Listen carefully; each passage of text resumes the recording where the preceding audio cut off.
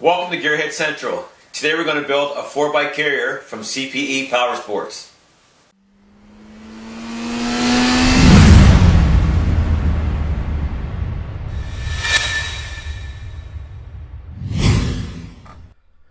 So this shows you the problem with running a bike rack on a Jeep Wrangler. A normal rack is meant to stay close to the bumper, and on a Jeep you have a large spare tire, and that prevents you from using regular racks. So you end up paying 2, 3, and 4 times as much for a rack.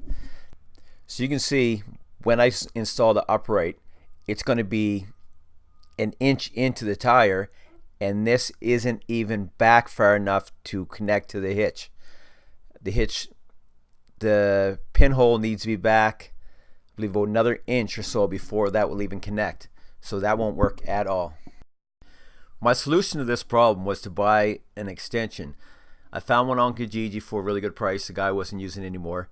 And right now you can see that I have the furthest pinhole lined up with the extension, and then the extension's lined up. Now my issue with this is, like I said, the extension is way too long. I like to see that further into the hitch. There is another hole, but then it will hit my exhaust. So the options are to trim the extension, sort of push back further. Another option is to trim the bike rack itself. That limits the bike rack though if it's used on another vehicle. As you can see here, pushed all the way in, it doesn't fit. It's still, say, a ½ inch off.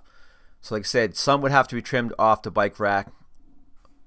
And actually in this picture I have the extension pushed in as well. Right now it's pressed right against the exhaust, and still the hitch pin won't go in because the holes don't line up. So to really shrink this up close to where I would like it, I'd have to modify both, but for now this will work as is. So let's put this unit together and see how it works.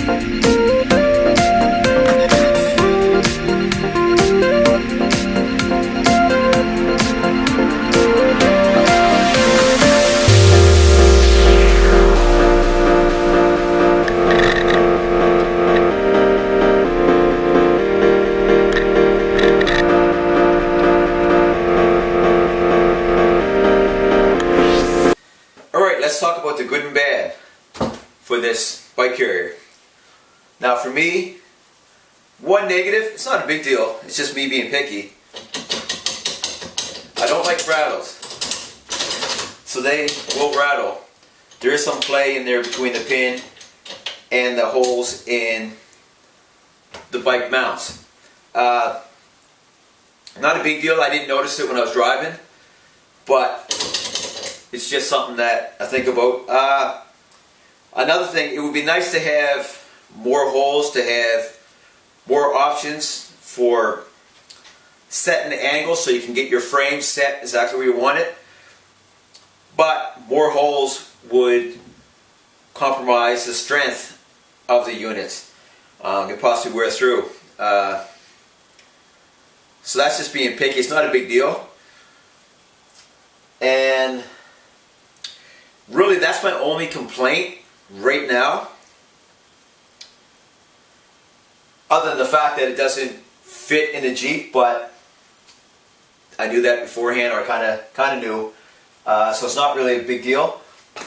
Now in the video of me driving, you see when I hit bumps, the bikes in the rack would move around.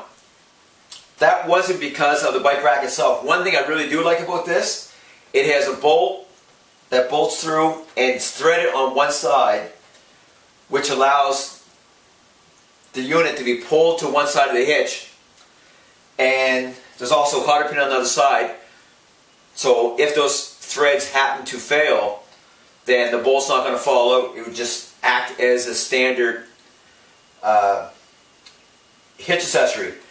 But with that in there, there's no play. That's the play here. There's no play or movement in that connection between my extension and the bike rack. The play you saw was the extension in my hitch. Now, there is other options to get. I have a unit that clamps on and pushes the unit down. That came with my my hitch carrier. I can try that on there and see if that will kind of stop some of the movement. I may be able to use it to push to the side and keep that movement, minimize that movement. I like that feature.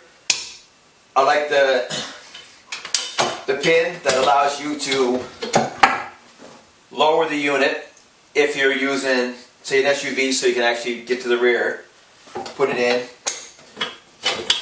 That seems well built. Strong pin.